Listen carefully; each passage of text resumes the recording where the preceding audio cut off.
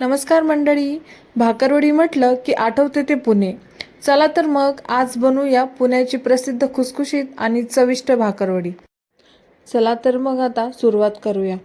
सर्वप्रथम एका भांड्यात 1.5 वाटी मैदा, 2 चमचे बेसन आणि ओवा घालूया.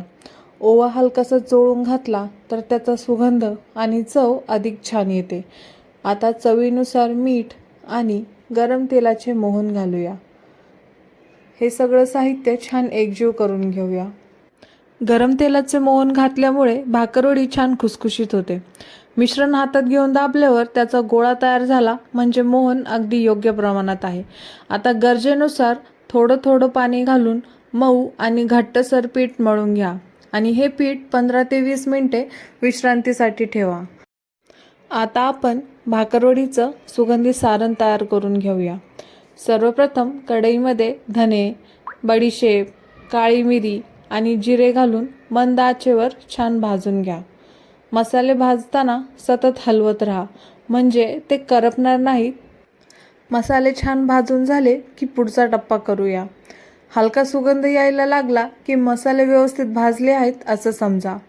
आता त्यामध्ये पांढरे तीळ घालून थोडं परतून घ्या. त्यानंतर किसलेले सुके खोबरे घालून हलका सोनेरी रंग येईपर्यंत छान भाजून घ्या.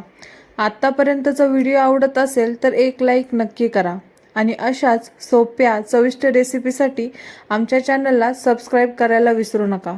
आता गॅस बंद करून हे मिश्रण थोडंसं कोमट होऊ द्या. त्यानंतर त्यामध्ये लाल तिखट, गरम मसाला, आमचूर पावडर, चवीनुसार मीठ आणि शेव घाला. आता हे सगळं साहित्य एकदा चमच्याने छान एकजीव करून घ्या.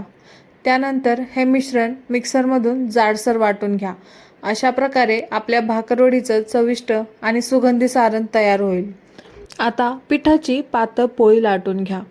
पोळीच्या कड्या सरळ कापून चौकोनी आकार करून घ्या म्हणजे सर्व भाकरवड्या एकसारखे दिसतील. आता त्यावर आपण तयार केलेली चिंचेची चटणी एकसारखी पसरवा. चटणीमुळे भाकरवडीला छान आंबट गोड चव येते आणि सारणही व्यवस्थित चिकटून राहते.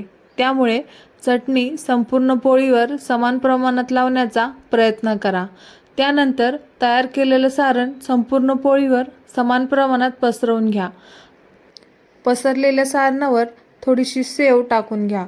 यामुळे भाकरवडीला छान कुरकुरीतपणा आणि खाण्याची मजा येते.